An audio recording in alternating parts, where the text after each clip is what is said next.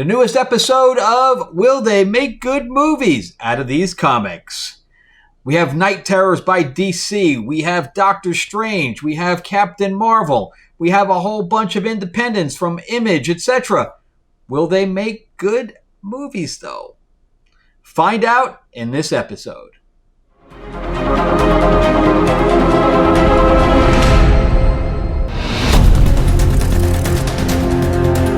How we doing, everybody? Let's talk about some comics. Woo! All right, so we're going to look at these through the lens of a producer and an award-winning writer. That's me. And will they make good movies? Let's see what we've got up. We've got... Well, first of all, let me tell you about what's going on here. So this Night Terrors is they stopped all of the regular storylines for all the comics in DC to pause them for 2 months to have a horror book out, okay? So this is going to span all of the different titles for DC. So they've stopped production on all the other stories. They were told, all the writers were told to halt, and now we're going to do this Night Terrors thing. So what this is by Joshua Williamson. He's kind of taking over this whole thing like a showrunner. And Howard Porter is the artist on this, but I know a lot of people like his artwork, but it's not really working for me. It's way too sketchy. I mean, look at Wonder Woman in that cover. It's kind of cringy. So the whole storyline is that we have this character, Insomnia. He is the villain. We didn't stretch too far for a name on this one. And he is entering the minds of all of the superheroes looking for a Nightmare Stone. Sound familiar? Yeah. The Soul Stone, the Mind Stone, and we have the Nightmare Stone in DC as opposed to Marvel. Yeah, okay. So you can tell that I'm not real hyped about any of this at this point. The book's not awful, but it's not real good either. So we have Deadman. He jumps into Batman. Batman literally pukes him out. And we have this character named Dr. Destiny, who is, he's the first one that, so that's what Deadman looks like if you've never seen Deadman. So he's a former acrobat in a troupe or whatever. And, if they were going to go horror, they should have gone the whole way. And here's Batman literally puking him out of his mouth. Because that's what Deadman does. He's a ghost, but he can inhabit the living and then talk through them. So that's how that works. I mean, that's a pretty good picture of Batman right there. But Harley's drawn really poorly in some of this stuff. Yeah, it just doesn't work for me. And now we're going to go on to the Batman book where he's basically going to, they're going to show him kill his own family. That's his nightmare. So, yeah. So I don't think it really works. So, and as far as for a film is concerned, it would obviously never work because you'd have to go through all these characters. And the Nightmare Stone they would just as soon as anybody heard it, they'd think of Thanos from Marvel. So it just wouldn't work. And I don't think this is going to work either. I'm only collecting like sporadically in this because literally there's like every week there's like 6-7 books to be involved in this. Yeah, so I think Batman and Joker and everything else was all in this one. So this would be a pass for anything to do with movies or television. Definitely not television. It would just push it too far away from what people are used to with superheroes to be in a nightmare world. I mean, they tried to do that with the X-Men, right? With the New Mutants, and go push it into horror, and it didn't work for there either. Now this is also a Night Terrors book because remember, everything DC is all Night Terrors.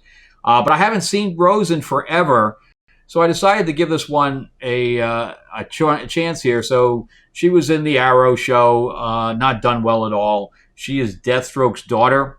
And originally she gouged out her own eye because she had daddy issues and she wanted to be like him, so she needed a patch, so she gouged out her own eye, which I don't think she has anymore. But again, we have, this one's a little bit more bloody, but it also has more of a cartoony look. So together, going with horror and cartoony doesn't really work either. If they were going to go horror, but we have some cool monsters. I mean, that's a cool monster. I know that my friend Mike Spider-Slayer hated this book, hated it.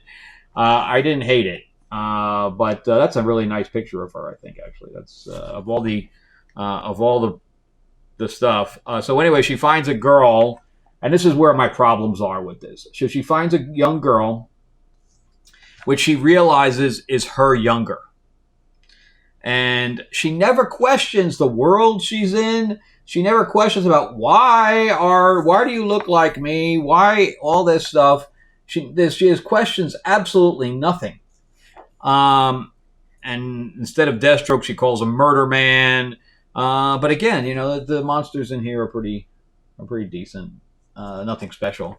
But anyway, so then of course the little girl becomes evil and turns on her and all this stuff. I am looking forward to Hawk Girl, by the way. So I mean, I didn't hate this book, but I thought it was very mid. And again, I hate the sneakers on her. Nobody's going to go into battle with sneakers on. And so this could have been a lot better, I think. Will I get the next one? I don't know. Depends if it's a slow week or whatever else. I might pick up the second one if it is. But again, it goes with the whole Night Terrors thing, so that would be a big fat no. As far as television or film, it would never work.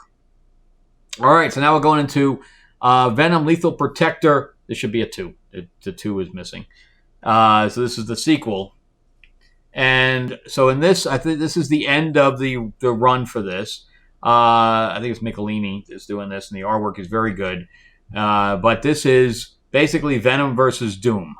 Whenever you have Dr. Doom anywhere correctly, it's amazing, and that's why I kept hoping they were going to actually do Doom right in Fantastic Four, or you can make him a big baddie absolutely across the Marvel films. I'm surprised they haven't done. I'm surprised they picked Kang of all the characters. Dr. Doom would have been great, and you could have put now that they own Fantastic Four, you could have pulled him in there, and he would have assembled a team together. You could have done that against X-Men.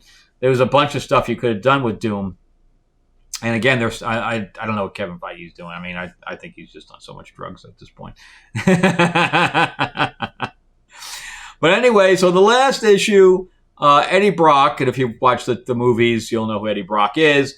But it has a symbiote, and that has it has its own personality. And when they combine together, they talk to one another. He talks through his mind and stuff like that. So it's almost like having another personality in there.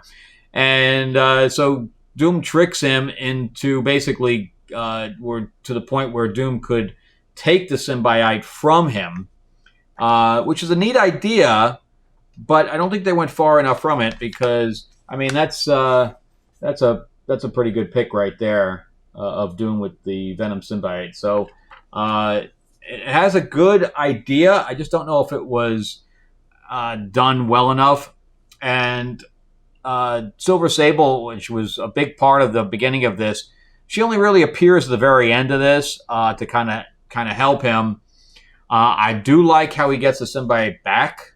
And basically he appeals to it, saying, I'm the only one that, ever really cared about you. I'm the one that saved you. And the symbiote comes back to him from Doom, and Doom's like, crap. And of course, then he's like, well, now you'll kneel against me. Or Venom says that, now you'll kneel to me. He's like, I don't kneel to anybody. But he takes off too quickly, he admits defeat too quickly, and that's not really Doom. However, I know that they were kind of running out of pages, so he had to wrap it up. That's how it felt. It felt very, truncated, where, okay, wrap it up right now. Boom, we're out. Okay. So it felt very abrupt. And, but I thought this had a this could be a good movie. I think there's too much going on. It would have to be, even in 5 issues, it's too much for a movie because you'd have so many different characters. It would probably make a good miniseries, though. Like a 3-episode miniseries or a 4-episode miniseries actually would be pretty good. And because you'd have to really do Doom a lot better than it's done in here, and you'd have to really do the motivation about why Eddie would give the symbiote up. But yeah, I'm gonna go yes on this series for would it make a good movie or television show. Miniseries is what I'm guessing. Okay, so Doctor Strange. So I actually dropped this title. But then I heard that Clea's mom was in it. And I really like Clea's mom. Clea's mom is a warlord. Clea is the one at the end of, if you saw the movie, she was the one that came in, played by Charlize Theron, at the end of the movie in the post-credits scene. So in this, Doctor Strange was killed, and Clea became the Sorcerer Supreme, and she would not stop until she could bring him back to life. Well, so I really like that Strange thing, and it's by Jed MacKay. It's by the same writer from that series. So now he's back, and we're on number 5, I think. And we're going to Clea's mom's wedding, and she's this guy Tantalo or whatever his name is. She's marrying this guy, and there's a lot of banter. This whole issue is just banter.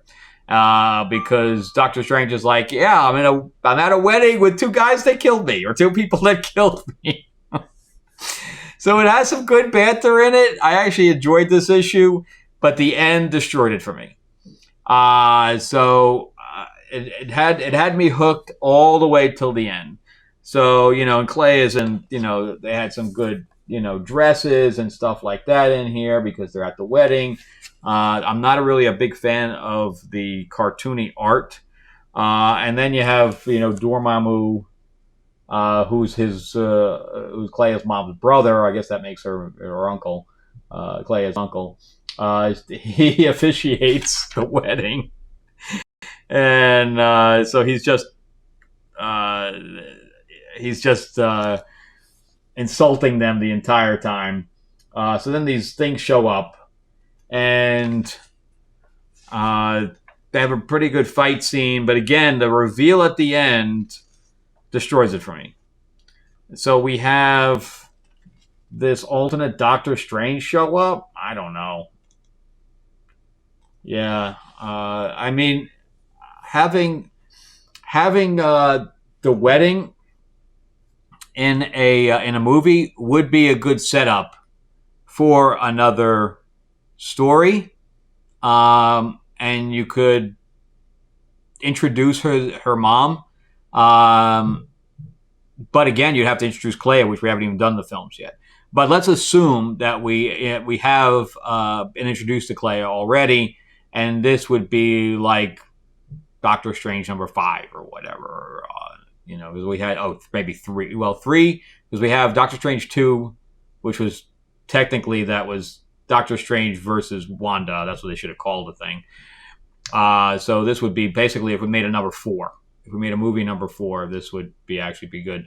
For a television show, this would work too, as long as they changed the reveal at the end to something else. So I would say if they were doing a Doctor Strange television show, this would make a good episode. So I'm gonna go yes on that one, even though I dropped the title. All right, now we're sticking with Jed MacKay with Daredevil. Okay, so this is almost the end of the run. Not Jed MacKay, it's Chip Zdarsky, who's writing Batman as well. So Chip Zdarsky is wrapping this up, and Daredevil goes to hell to get Foggy and some other people out of there that he feels guilty about. And he meets his dad in hell, of course, and God gives him the power of God, and he turns all white, and he goes to fight some big demons who cut off his arm. I don't know what Chip Zdarsky has against limbs, but apparently he does, because he doesn't like anybody's limbs. And so, he has big monsters in here, and he's fighting these big monsters. And let's see if I can see the... oh, that's right. he puts his things at his head, and he gets, horns on his costume that are like energy generated horns. Yeah, so here's so he's got the power of God, and so he gets everybody out, but he has to stay behind. So he's got to fight with one arm, and he doesn't make it out. So here's him with his arm cut off right there, and yeah. So I have no idea. It just seems completely out of left field in what's going on, and with a street level character. So Foggy's like, "Come with me, come," and he's like, "I can't reach you, can't do it." So I would say no on that. It's too far. It just goes way too far outside of the realm of Daredevil. Daredevil's a street level character. That's where he needs to stay. He shouldn't be going to hell and getting the power of God. It goes too far. Okay, then we're going to go on to my pick of the week. So, Ann Nocenti, I used to think she could write. So, Ann Nocenti, if you're watching this, I want you to take your computer and I want you to fling it out the friggin' window, because you should not be writing anything anymore. I picked up Storm, very excited about a Storm series, and it was garbage. And then I picked this up because the regular Kelly Thompson run ended, and I'm like, all right, well, let's see what Ann Nocenti does with this one. This is everything wrong with comics today, okay? What you're looking at there is everything wrong with comics, okay? She has no idea about what the character even is. And then on top of that, she gets preachy. It's all about global warming, and it's about these black characters that are just bitching about everything. They have a robot come in that was a experiment by somebody, and the girl is kicking it. Carol's got beams coming out of her eyes. What? So it starts out in the beginning where she's just kind of hanging out with these fishermen, and they challenge her to go deal with this fishing boat, and she's like, all right, well, I'm going to do that, but I'm not going to use my powers, or I'm going to turn my powers off. And she can't turn off her super strength. What are you talking about? That's impossible. That's like saying Superman's going to just turn off his superpowers. It's bull. And then, so here's the scene I'm talking about. She can't blow things out of her. It's her hands that has the power, not that she channels through, not her eyes. And if it is, I've never seen it. I've never seen that. So she gets invited to speak at this teen center, and that's when it all goes to shit. So so here's these black characters that are just bitching up a storm, and the girl just gets up and kicks this robot because it's approaching her, and it's somebody's experiment. And then of course Carol's got to jump in and punch it, and look at the guy's expression there. He's like, oh, you just kicked my thing. And even the robot's sad. Well, he's like, what is going on here? And then the woman down there is trying to give the other side of the argument, and they're just not having it. Everybody. I mean, look at the faces on those kids there. They're like, we don't even want to hear you. You're just a pain in the ass. You're a white woman. You're Kelly Sue or whatever. The only reason I really got this too was because Jessica Drew was in it, and she's in the original costume. So I thought that was kind of cool. And of course they all get sucked up into some kind of vortex so that she can. It's only those people too. So, Captain Marvel by Ann Nocenti. You know what I think of this book?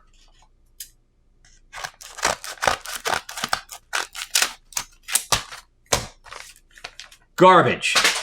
Complete fucking garbage. And you made me spend $5 on that thing, Ann.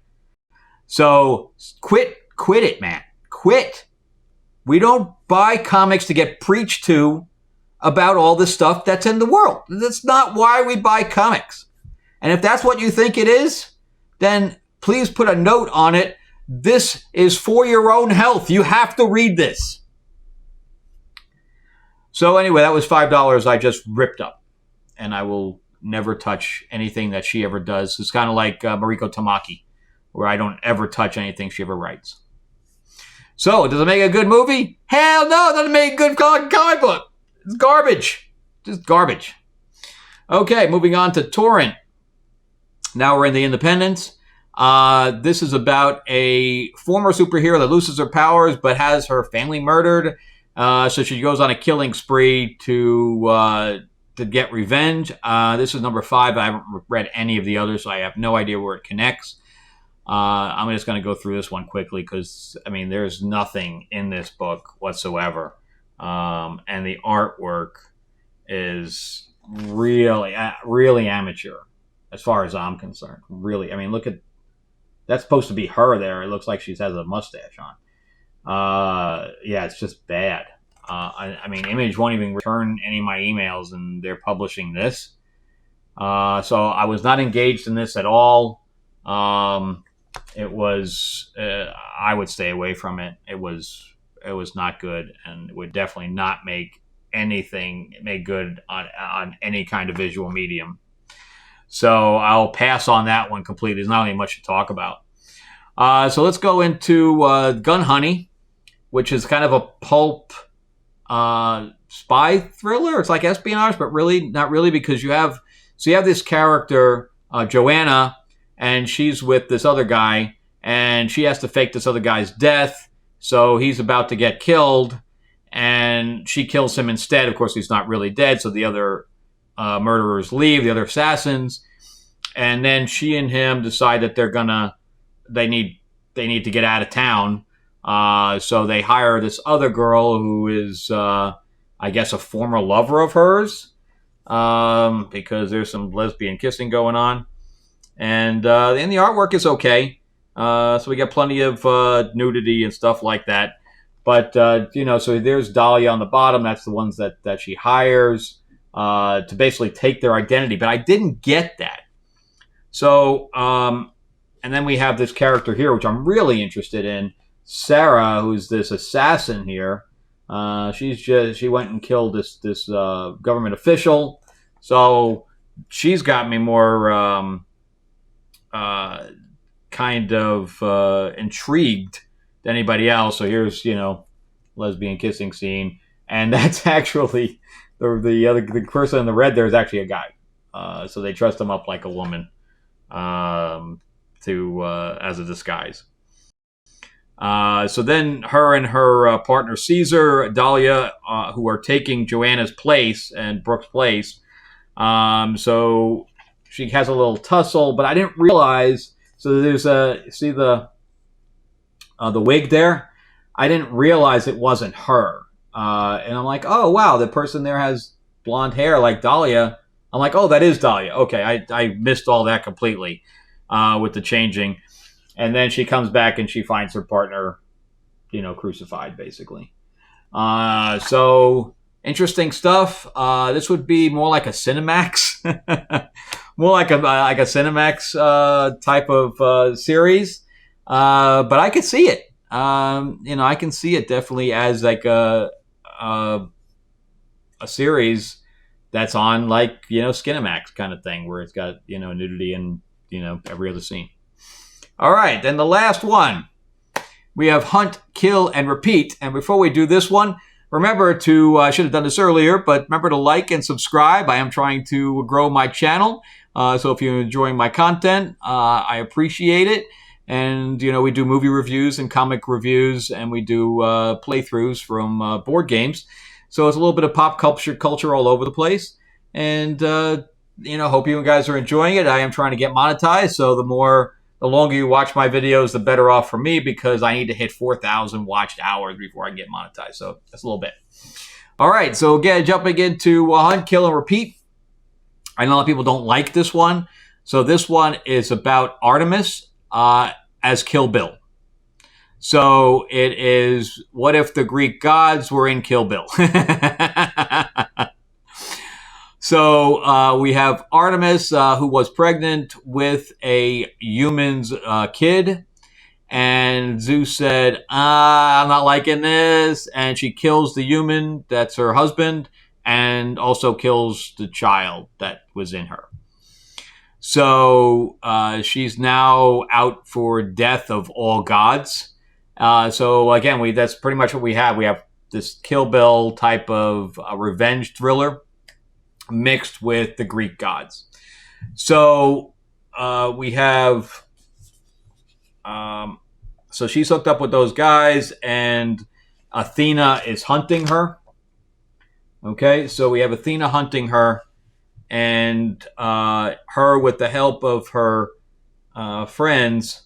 So she has, so Athena's, I really like the owl there. So she has the owl attack Artemis, and really messes her up. So then this is the part I didn't like, because she has to be saved by her friend and the cat. The cat attacks the owl, and they kill the owl, and then her and so this is also where it says show don't tell as far as writing's concerned. So I guess they didn't want to choreograph the fight scene between Artemis and Athena, so instead they make it all black. And all you do is hear the sound effects. I'm like, that's a cop-out, man. That is a cop-out. But anyway, they kill Athena, and they realize they have to get the wife of Hermes to help them. So we kind of switch gears, and Hermes is having a bondage moment, and Apollo shows up. I like the look of Apollo there. And Apollo's like, yeah, here's what's going on with Artemis, and you need to help us. And he's like, yeah, I don't think so. And so Apollo basically guts him. So by the time Artemis gets there, we find Hermes basically dead. He's still alive, but his guts are kind of hanging out. And he says, yeah, I don't know. He says, well, I need to talk to your wife. And she's like, yeah, I don't think you really want to do that. She's not the same as what you remember. And she's kind of like this Medusa thing. So, yeah, I know it's a trope at this point of having this type of Kill Bill revenge thing, but I'm liking it. I like the juxtaposition here and the combination of those two genres. I think it's working. So, I may be the only one that thinks it works. But I like it, and I don't know how many more issues I have. It's probably 2. But yeah, I'm liking this one. Hunt, Kill, Repeat, and so that's that's all of my books. That's all of them. So now to give you a little plug on my own stuff, I have my own little revenge thriller, Lords of L.A. It's my vampire mob in the 50s. Where Lena is a former lounge singer. She gets into a love triangle with the 2 mob bosses in Los Angeles in 1950. And they both lust after her, basically, and want to possess her. And she is turned, but she doesn't know which one of them turned her. So she spends 60 years creating her own power structure so she can come back to L.A. and then basically mess with both of them. Until she figures out, maybe she doesn't really care. I think she's just going to knock them both out. And then I have Destiny Aurora is my sci-fi 4-novel series that was then turned into an RPG and this graphic novel as well. It's 150 pages. It's the full story with plenty of sci-fi action and twists and turns and aliens and robots and all that good stuff. I think you'll really enjoy that. And that's only $20. I'll put a link for all these things in DestinyAurora.net in the description below. So if you open the description, you'll be able to click on that. And then my new fantasy novel, Tales from Ravager, the Iron Witch, which is a full novel. It's 400 pages, and we have plenty of of stuff going on with the characters and with a little bit of twists. And I love to put little twists in all my stuff, so you'll definitely have twists come up and down. All right, so that is it for me. And again, remember to like and subscribe. Hit the thumbs up button and the subscribe so you get the little bell, and click at the bell, make it dark so that you can see everything that's coming up in the future. I will be seeing Mission Impossible Thursday, so I will be putting out probably a video on Friday. All right, and again, thank you so much for your support, and let me know what you guys think. Are you collecting any of these books? Did you love Captain Marvel? All right, have a good one, guys, and again, thank you for watching.